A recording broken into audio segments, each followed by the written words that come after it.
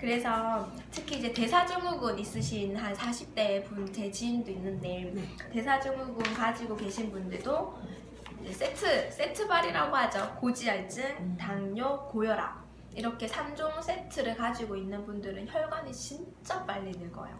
혈관도 늙거든요. 혈관이 늙어요? 그러니까 질병에 가까워지는 격이 되는 거죠. 그래서 이런 질병 가지고 계신 분들은 건강관리에 유의를 많이 해야 돼요. 그래서 그래 알겠다. 요즘에 심혈관계 질환이 굉장히 문제가 되고 있는 것도 알겠고 뭐가 문제인지도 알겠는데 도대체 오메가3가 얼마나 무슨 기능을 하고 있는데에 대해서 지금은 이제 알아볼게요. 29페이지. 아까 오메가3의 종류 중에 3가지가 있었어요. DHA, 그다음 EPA, 알파리놀렌산 이렇게 있었죠. 그 중에 DHA에 대해서 먼저 알아볼게요. 첫 번째, 여기 두 번째 문단 정도에 보면은 DHA는 어디서 생겨나는 걸까요? 바로 식물성 플랑크톤과 해조류예요. 이거 너무 신기하죠? 근데 재밌는 게 마지막 줄에 보면은 차가운 심해 속에서 살아가는 생선, 그 중에서도 등푸른 생선에 가장 많이 함유가 되어 있거든요. 근데 이 문구를 그냥 볼 게 아닌 게 차가운 심해예요. 차갑고 깊은 바다라는 뜻이거든요. 근데 제가 공부를 해보니까 이 플랑크톤이요, 해수의 깊이보다 온도에 따라서 얘가 유해한지 그 다음 유익한지가 결정이 돼요. 온도가 너무 중요한 거죠. 그래서 차가운이라고 하는 표현되어 있는 게 너무 중요한 거예요. 그러니까 차갑고 어둡고 깊은 바다에 사는 플랑크톤을 먹은 물고기여야 된다는 거죠. 네. 이 온도가 너무 중요하니까. 그래서 대표적인 어류를 보면은 연어, 고등어, 참치, 방어, 꽁치, 정어리 같은 것들. 그래서 얘네들이 하는 기능이 그중 첫 번째, 두뇌 발달에 좋다. 그리고 한 3-4줄 밑에요. 두 번째 기능, 시력을 보호해줘요. 요즘에 망막 질환이 있는 분들이 진짜 많거든요. 갑자기 실명한다거나 하는 케이스가. 근데 그것도 오메가3가 굉장히 도움이 많이 돼요. 뒤에서 자세히 다룰 건데 우리가 눈은 한번 손상이 되면 회복되기가 힘든 장기거든요. 그래서 정말 중요해요. 특히 시력이 차지하는 부분이 우리가 전체 가지고 있는 이 오감 중에 75% 정도 차지하고 있거든요. 그래서 너무 중요하죠.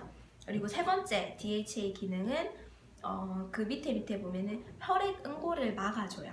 혈액 응고를 막아줘서 혈관벽에 콜레스테롤이 축적되는 것을 방지하고 동맥경화는 물론 뇌혈전, 뇌출혈, 심근경색 등 심혈관계 질환에 도움이 되는 거죠.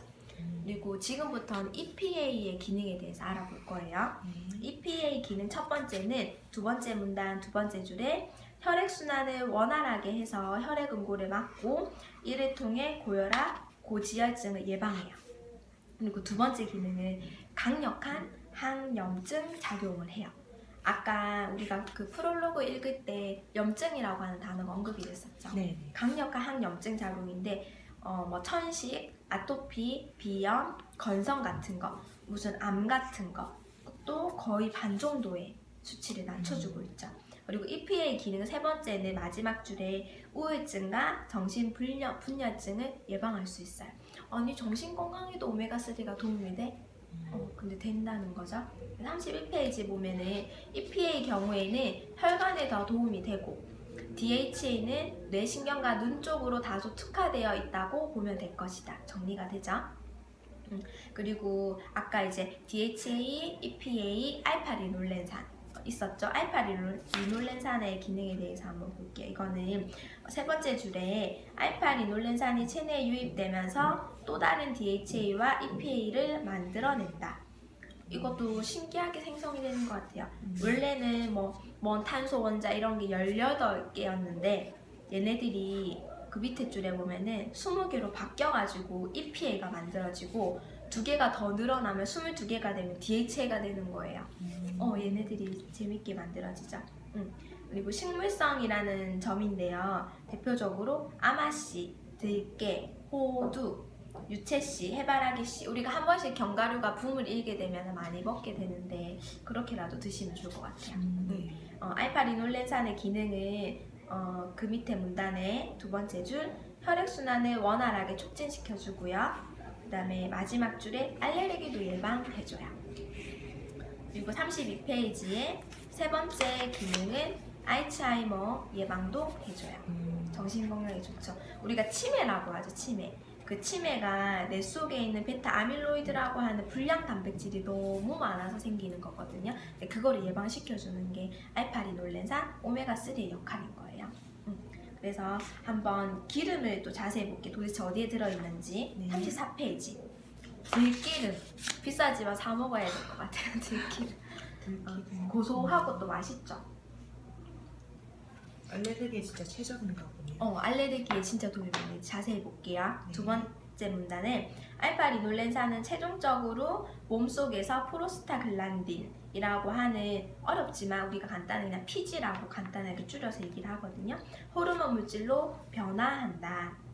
근데 얘네들은 하는 역할이 혈압도 저하시켜주고 근육도 수축시켜주고 혈관을 확장시켜줘요.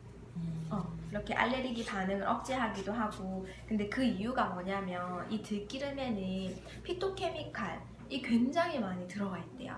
근데 이게 우리가 요즘에 많이 언급이 된 지가 좀 됐는데 식물이잖아요, 들기름이. 네. 그래서 굉장히 힘이 강력해요. 우리가 예를 들어서 사람은 위협을 느끼게 되면 내 몸을 움직여서 도망갈 수 있죠. 근데 식물은 자기 자리에서 자기가 뛰어다닐 수가 없는 거죠.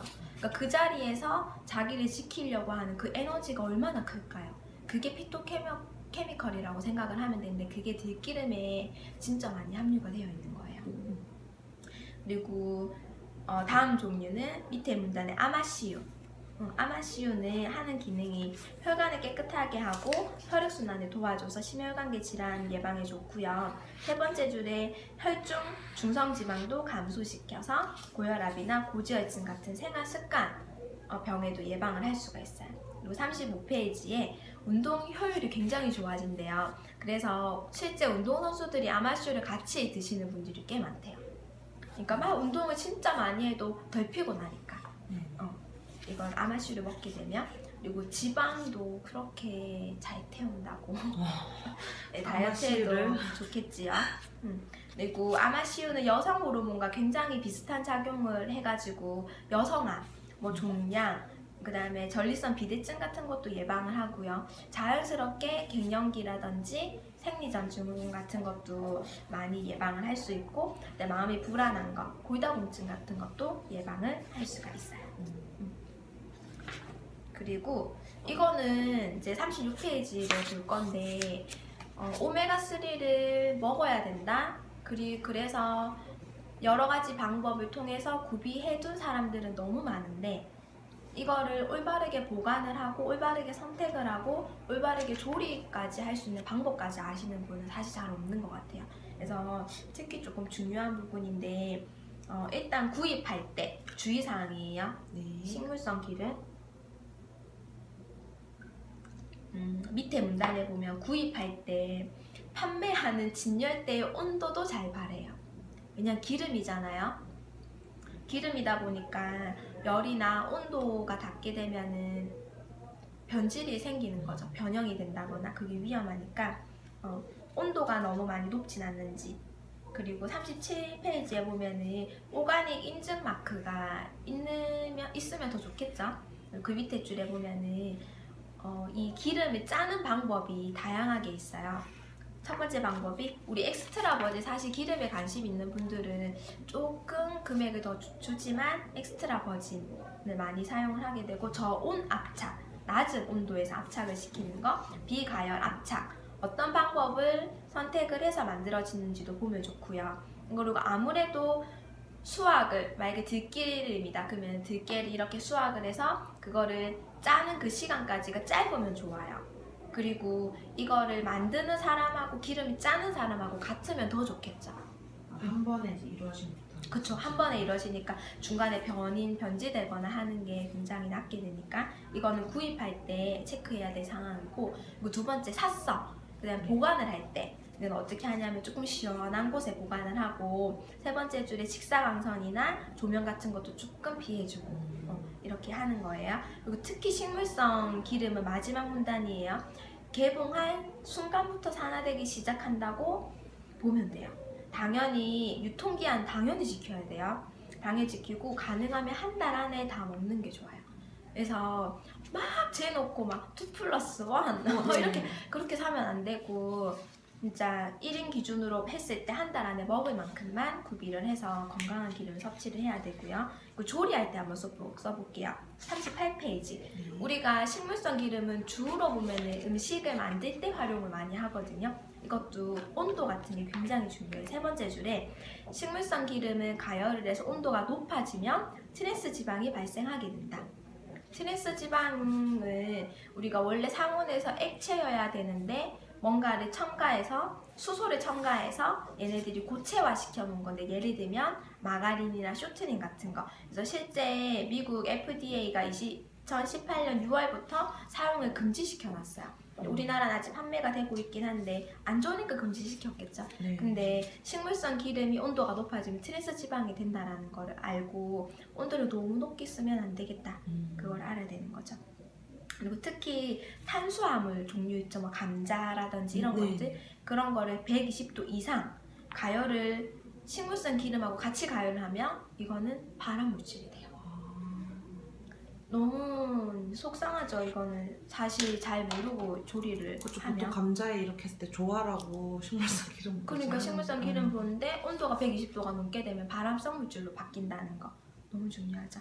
그래서 우리가 고온 요리가 대표적으로 뭐가 있을까요? 튀김, 네, 뭐 볶고 이런 것들, 그죠? 그래서 식물성 기름은 튀김이나 볶는 요리에 적합하지가 않다. 이걸 생각하면 돼. 그럼 뭐 식물성 기름 언제 쓰라고? 뭐 샐러드 먹을 때, 간단하게 데치거나 찌거나 할 때, 삶거나 그렇게 할 때 사용을 하면 될 것 같아요. 그래서 밑에 마지막 줄에 자세히 한번 볼게요.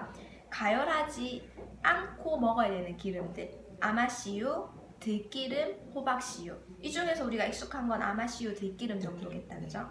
그다음에 100도씨 이하에서 사용해야 되는 기름이에요. 그리고 짧게 써야 되는 거, 포도씨유, 참기름, 옥수수유, 해바라기씨유. 우리가 가장 많이 쓰는 기름이죠. 네, 포도씨유. 그다음에 180도가 넘어도 되는 기름은 대표적으로 올리브유, 그다음에 아보카도유 정도 우리가 잘 알고 있는 기름이죠. 근데 너무 재밌지 않아요? 보통 우리가 닭을 튀겨 먹을 때 무슨 기름 쓰죠? 보통 튀김 요리할 때 포도씨유. 그럼 굉장히 똑똑한 거예요. 이 먹는 걸 신경을 많이 쓰는 거죠. 아니, 근데 포도씨유도 사실 180도 넘는 요리에 들어가 있진 않죠. 근데 대부분 우리가 튀김 요리가 닭집에서 튀기는 대부분의 기름은 옥수수나 해바라기 씨유를 많이 쓰고 있죠. 튀김 요리는 보통은 한 180에서 200도 정도 온도가 되거든요. 뭐죠? 저렴해서 옥수수요. 건강하지 않게 튀김 요리를 하고 있는 게 되는 거죠. 심각하죠. 심각한 것 같아요. 어떡해. 그래서 이제 집에서 안전하게 올리브유나 아보카도유 같은 높은 가열에 해도 되는 튀김 요리를 집에서 해 먹는 거 쉽진 않지만 이렇게 되는데 41페이지 한번 볼게요. 이게 책이 아까 조금 왔다 갔다 하긴 하는데 아까 여러 가지 질병들을 예방할 수 있었잖아, 오메가3가. 거기에 대해서 이제 크게 굵게 조금 짚고 넘어갈게요. 조금 넘어. 41페이지 첫 번째가 다 침 계속 세뇌시키는 것 같아. 심혈관계 질병의 예방. 오케이, 이건 이제 완전히 알겠다. 네, 두 번째가 류머티스성 관절염 예방에도 좋고 신장 질환에도 도움이 됩니다. 마지막 밑에서 네 번째 줄 보면 신장이 제대로 작동하지 않으면 우리 몸은 노폐물로 차게 되고 결국 이로 인해 각종 질병에 시달리는 것은 당연한 일이다. 신장은 근데 70%가 망가져도 말을 안 해요. 간처럼. 그러니까 망가질 대로 망가져야 알 수 있다는 거. 그리고 요즘에 다시 진짜 신장 투석 병원이 너무 많이 생기고 있잖아요. 신장이 안 좋으신 분이 많죠. 그리고 43페이지 네 번째가 암. 암에 관심이 많죠. 요즘에 치료된다라고도 많이 알고 있죠. 암으로 사망하시는 분이 28%. 많은 부분을 차지하고, 근데 특히 여성분들 조심해야 될 것 같아요. 유방암으로 사망하시는 분이 너무 많이 늘고 있어요. 10년 사이에 3배, 4배 정도가 올랐거든요. 특히 DHA가 신경 전달 물질인 시냅스라는 게 굉장히 많이 들어가 있는데, 이 시냅스가 우리가 한 번씩 그림 되게 많이 봤을 거예요. 이렇게 해가지고 서로 막 이 신호를 전달해 주고 받는 거, 그게 DHA가 풍부해야 정상적으로 이제 의사가 전달이 되는 거죠. 근데 오메가3가 결핍되어 있으면 시냅스가 제대로 만들어지지 않게 되고, 이는 뇌의 전반적인 활동을 막아 두뇌 활동에 차질이 생기게 된다. 그래서 잘 먹어야 되는데 주의사항이 있어요. 뭐냐면 52페이지에 보면 우리가 그래서 오메가3를 아이한테 많이 이제 주기 위해서 보통 식품으로 많이 먹게 되는데요. 이 그나마 진짜 많이 먹어도 어른들이 그 오메가3가 잘 대사가 되고 활용이 되어서 흡수되는 게 실제 사용하는 게 10에서 15%밖에 안 돼요. 근데 아이들은 대사 기능이 그렇게 다 체내 전환율이 높지가 않기 때문에 3에서 6%밖에 안 되는 거죠. 그래서 그리고 대사 과정을 잘 이루어져서 뇌까지 가는 건 0.2%밖에 안 돼요. 그래서 흡수를 굉장히 잘해야 되고 많이 먹어야 되겠죠. 많이 먹어도 0.2%밖에 가지가 않으니까. 그래서 가급적 생선을 통해서 동물성 오메가3를 섭취를 하고 0에서 2세까지는 하루에 50mg, 3에서 8세까지는 100mg 정도를 섭취할 거를 권장하고 있고요. 주의사항이 있어요. 뭐냐면 아까 정제한 기름을 사용한 음식 같은 것들, 그러니까 굽는 것들, 마가린, 버터 등을 이용한 튀김 요리는 먹이지 않도록. 왜냐하면 트랜스 지방이 너무 많이 들어가 있으니까. 그리고 이런 거를 많이 먹다 보면은 다른 영양소들이 많이 결핍이 될 수가 있어요. 그래서 마지막 문단, 아이들이 건강하고 튼튼하게 그리고 똑똑하게 자라나길 바라는 부모들의 마음은 아직 완벽하게 이해할 수는 없지만 그렇겠죠. 마음이 그렇겠죠. 근데 그럴수록 오메가3는 반드시 먹어야 하는 필수 영양소이기 때문에 보관하는 법, 구매하는 법, 그리고 섭취하는 법, 조리하는 법들을 똑똑하게 잘 챙겨가지고 복용을 하시면 좋을 것 같아요. 그 외에 나머지 기능들이나 그리고 뭐 섭취 권장량이라든지, 근데 오메가3를 섭취하는 거에 있어서 우리가 한계점이라든지, 그래서 우리가 건강보조식품을 많이 이용하고 있는데 도대체 어떤 걸 선택해야 되는지는 또 다음 시간에 또 알아보도록 하겠습니다. 도움이 되셨습니까? 다음에 또 오메가3를 다 나머지 남아있는 부분들을 같이 또 살펴볼게요.